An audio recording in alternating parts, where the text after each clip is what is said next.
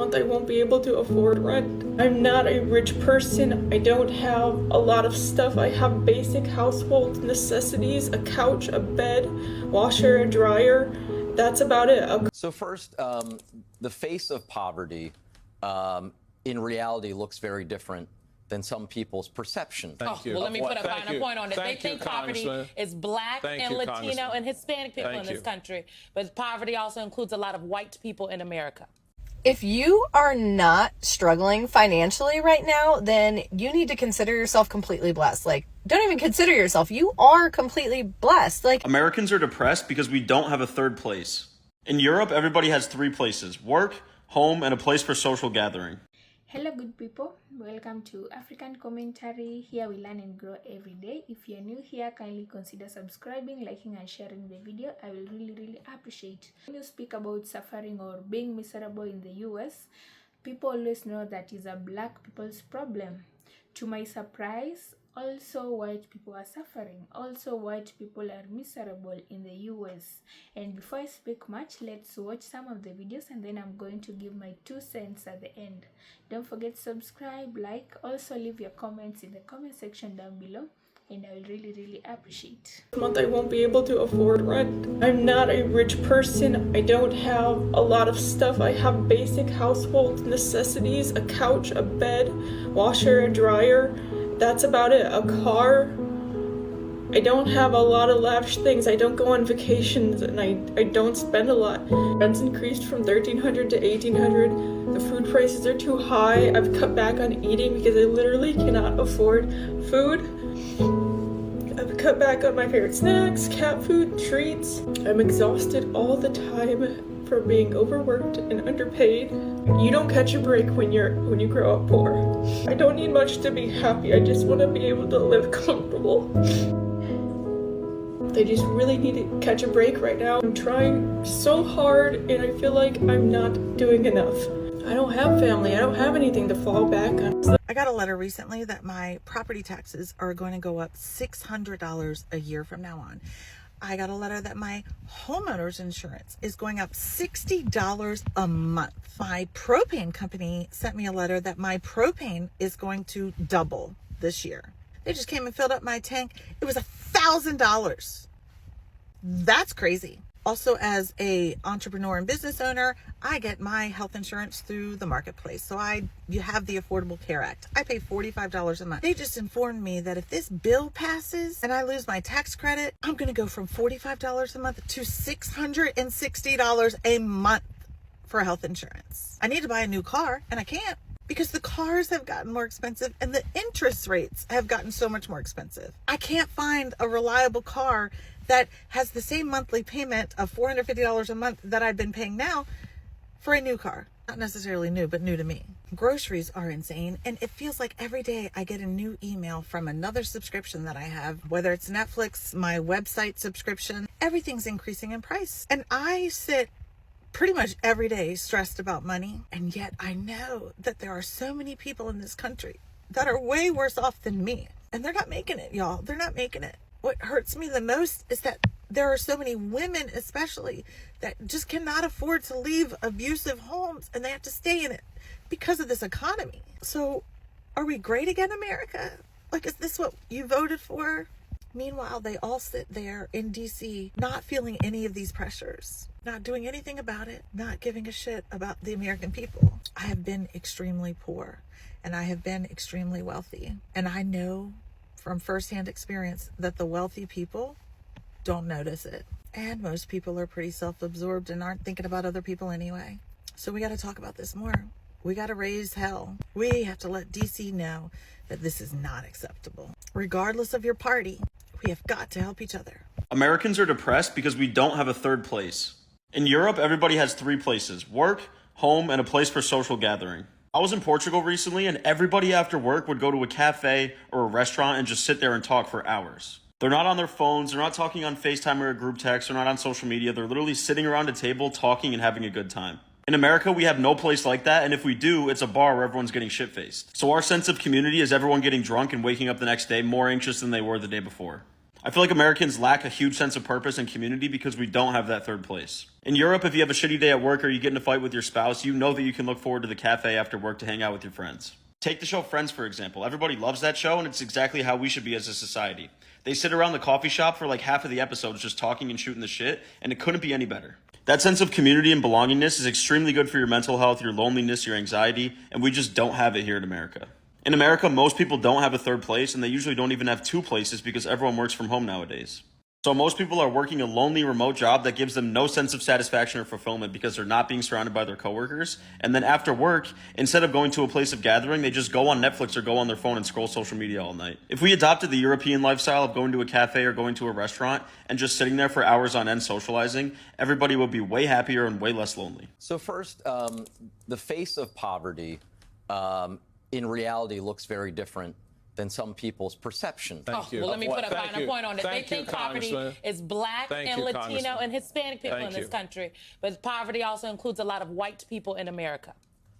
Can we talk about how miserable white people are for a second? Like, you know that white people are miserable, right? Like, have you ever looked a white person in the eye, even if they're like a big mental health person? You just look deep down and you're like, brother, you are not happy at all. And truly, it breaks my heart. But one reason, I think, one of the main reasons that a lot of white people, a lot of us are really unhappy and miserable is because we lack internal congruence. Now, congruence is a concept we learned early in grad school to help people heal. And congruence is basically internal alignment. Values and actions are on the same page, right? Like, we accept every part of ourselves. We feel peace, security in who we are, congruence. And no matter how hard you try, you can never find internal congruence if you're not congruent with the world around you. If you're not understanding what's real and seeing reality and affirming what's true. So like white people who deny patriarchy and capitalism's negative effect and oppression of the world and genocide that's happening around the world, like that's incongruent with reality. That is going to have an effect on us internally. Because to deny what's happening in real time,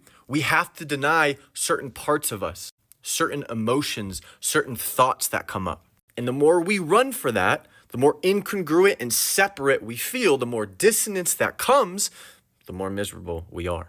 And a lot of times we're not actually dealing with our own pain and our own reality because we're all suffering under capitalism and white supremacy. Like, it affects us different ways in intersectionality, but like it affects us white people too. You don't think a stormtrooper in the fucking Star Wars movies hates his life? You don't think he hates being bossed around all the time? You don't think poor white people living in the Empire, like in a city walls, like in a Game of Thrones, like you don't think that they're miserable under it, even though they're not miserable the most? To be congruent inside, to not be miserable anymore, it takes accepting the realities of the world, seeing how those toxic systems affect us, and then moving to actually be congruent. Because deep down, humanity has goodness at its center.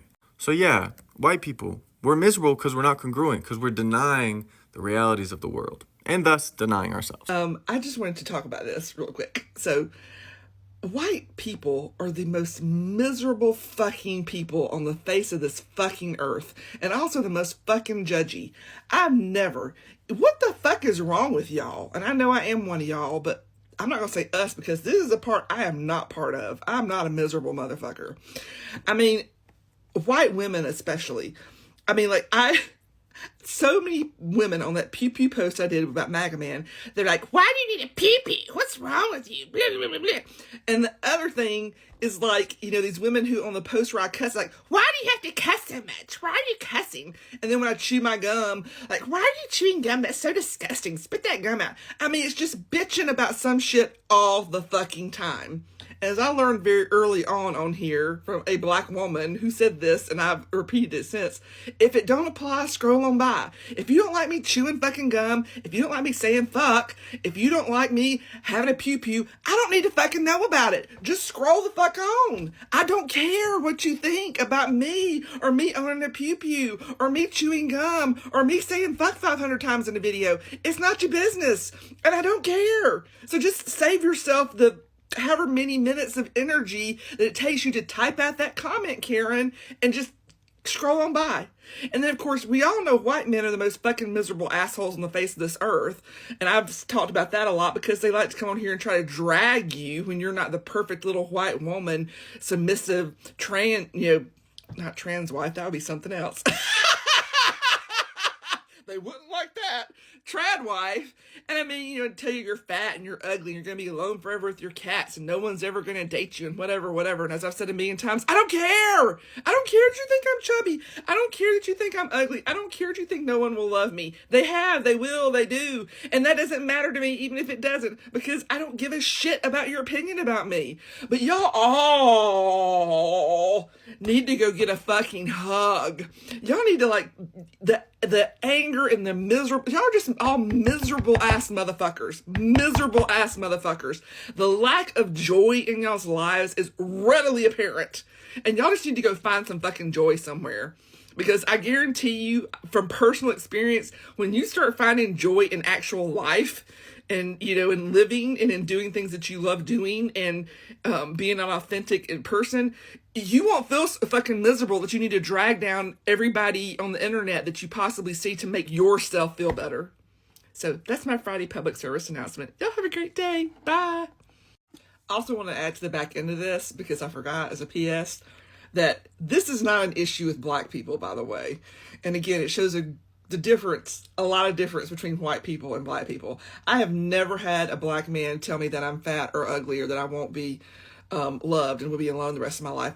I've never had a black woman, you know, discourage me from cursing. In fact, in the video that I did, the rant video in the bathroom where I said, "Morning, I may cuss a lot," people came on and were like, "You didn't cuss enough." You need to cuss some more. That's not cussing. Come on. And I mean, no black women dragged my ass about a pew pew. They were like, "Girl, you get your pew pew. You get it, and you learn how to shoot it. I do." Da, da, da, da. I mean, yeah, the lack of judging and the amount of support among black people, totally different. And that's because they're a lot more confident in their skin, their dark, melanated, brown skin, than we are in our pale, mayonnaise-hued exteriors. The United States is the bad place, especially when you get old. Let me tell you what it's like to be an elder person in the United States right now. So Mama Ruth is 90 years old. She is on the cusp of needing hospice care. She is mostly immobile and definitely housebound. She worked at the same job, a government contract place. She built bombs for all the wars they put us in. She worked there for 28 years. Her pension check is $400.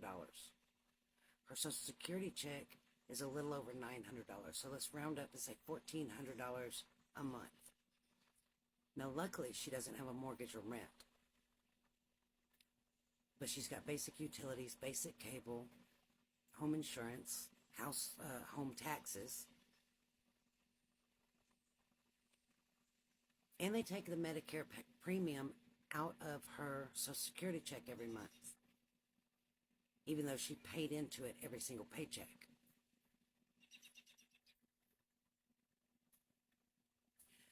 She has to pay a copay for every doctor visit, more for specialists, which is all she needs at 90. And she has a copay with all of her prescriptions, so that's almost $80 a month. So between all those things and food, and she was cutting herself back real bad on food before I moved in, there is nothing left.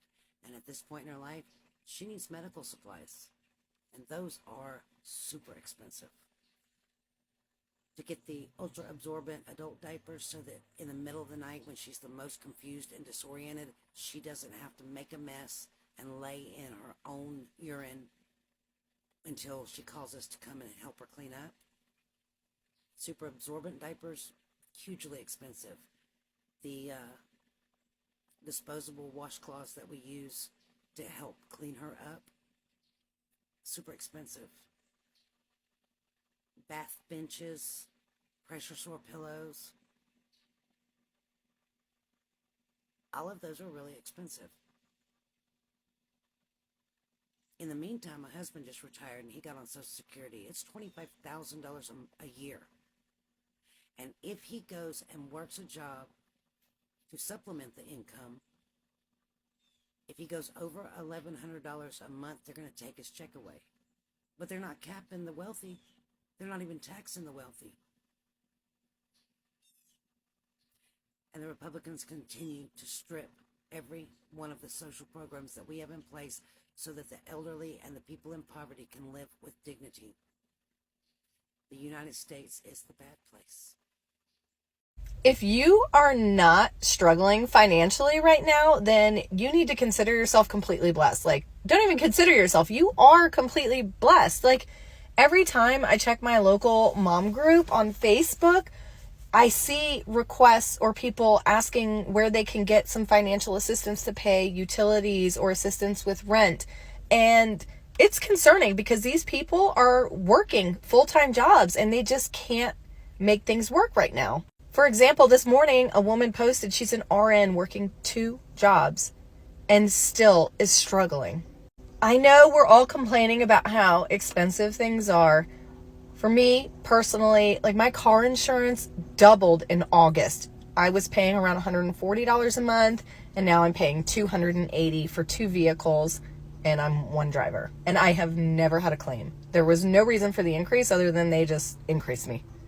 On top of that, Florida Power and Light rules the entire state of Florida now. They bought out Gulf Power, and since then, all I ever hear about from people is how astronomical their utility bills are. Everyone is trying to find ways to save money.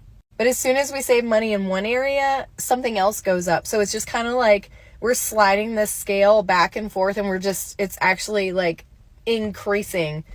We're never saving. No matter how hard we try. Like, I stopped eating out with my kids. Obviously, eating out is super expensive, but I went almost a month no eating out, and it was still a struggle. And if you made it this far, I don't mean this to be like a pity party thing. I'm figuring it out, but last Friday, my birthday, my boss cut my hours in half. So yeah, I guess this is also like a PSA to people who aren't struggling right now. Don't be tone deaf, because you never know what's going on behind the scenes. If you start to notice behavior changes and lifestyle changes, I can promise you it's because people are being proactive or, I don't know, maybe reactive to their financial situation. It's just a mess. And when I talk about white people suffering, it does not just mean financially only. White people are living very unhappy lives, and this comes as a result of the atrocities, what they have been doing to the black communities for the longest time. So it is like it's payback time. Some of them don't live in peace. They have a guilty conscience that, you know, there is something that you did, that your ancestors did, that it is not good and it is going to affect you and your generations. So some of them are really not at peace. They do not have the peace of mind. They do not even enjoy living. They just exist. And the only way I can say is to acknowledge the atrocities done to black people, is to confess and ask for forgiveness. There is no harm in asking for forgiveness. For some white people, it's themselves who have been treating bad people badly, and this affects their life. They might not see it now, but it takes time, and in the end, whatever you did, I can say it's karma. Whatever you did comes back to you. If it is not you, it comes back to your children. So maybe some of them, it's their ancestors' fault. They did bad things to black people.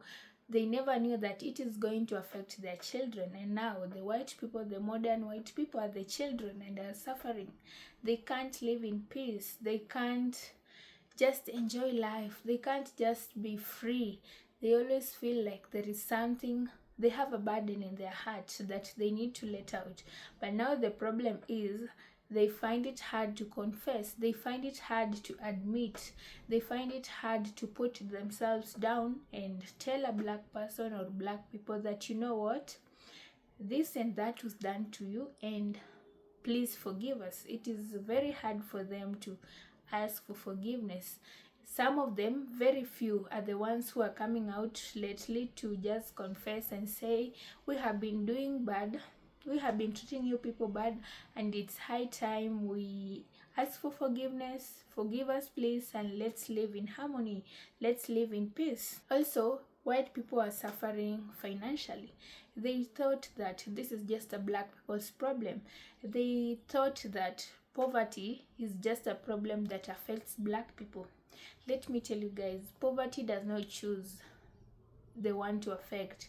Poverty does not look at the skin color. Poverty does not look at who you are and what you have or whatever. Poverty, when it decides to come, it comes. And so we also have some white people in the US who are finding it hard to sustain themselves, to sustain the life, because the life is now difficult. Rents are high, rent bills are high, groceries are high, like things are so expensive, and they are working really hard. Not that they are even jobless, they have jobs, but at the same time they're still struggling to survive. They're still struggling to take care of their families. So when they put Trump in office, they thought that it is just going to affect black people. Whatever decisions he makes, whatever policies he makes is not going to affect them. They might have an upper hand with the white supremacy, but Trump does not even, I don't think he knows every white person in the US. So as much as you chose racism over equality, you chose that this person is going to favor us, you didn't realize that this person just cares about his people, his family. Yes, you might both be white, but at the end of the day, he does not know every white person in the US. At the end of the day, you will still have to work for him. You still have to work for his government in order to eat. You still have to provide taxes. It is not like he just cut off taxes for white people. They still have to provide. They still have to do this and that in order to survive. So right now they're coming out and getting the realization that we messed up. We didn't listen to black people. We thought this is a black people's problem. They're facing it bad, and we always say choices have consequences. I think they have learned. I think that next time people will be wise, people will know who to vote for. Another thing that is making white people to be miserable, to feel unhappy, is the individualistic life that they live. You know, for black people, for black communities, we really do believe in togetherness. We really do believe in collectiveness, like being together, unity. But for most white people, they just believe in individualism.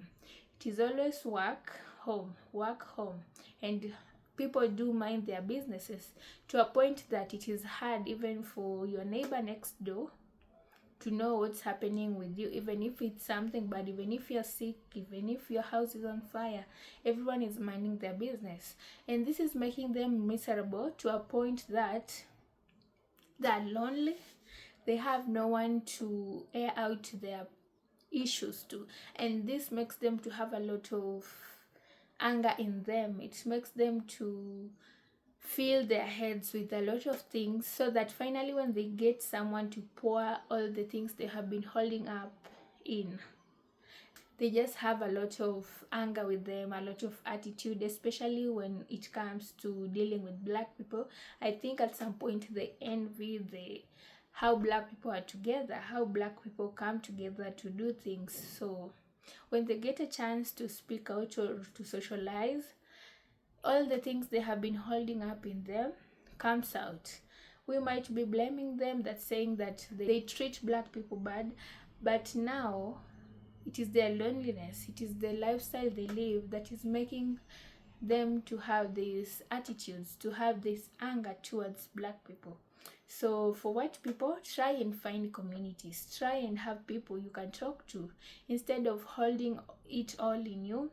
At the end of the day, you have no one to tell anything that is disturbing you. So when you come across a black person where black people are employees, you are just having a lot of attitude, you just speak to them badly, this is because you have not had a chance to speak out. Speaking out isn't your burdens, because you might be seeing that you have a lot on you, you have the whole world on your back, but when you speak out to someone, if you do not come to a solution, you will feel like at least you are at ease, at least something has been taken off you. white people, try and form communities within yourselves, try and be together, try and do things, have fun. You see, that will really help a lot with the life you're living in the US. I also hope this is a lesson to you white people that poverty, suffering, being miserable does not choose skin color. It affects everyone, anyone. As long as you are in that situation, you just need to accept it, find ways to solve it, and move on. Yeah, so you thought that this is a black people's problem, but finally you have come to a realization that we can all suffer, we can all be miserable, we can all be unhappy, and that is a great lesson to learn. With that said, let me know your thoughts about this. Don't forget to subscribe, like, and share, and I'll really appreciate. See you in the next one. Bye guys.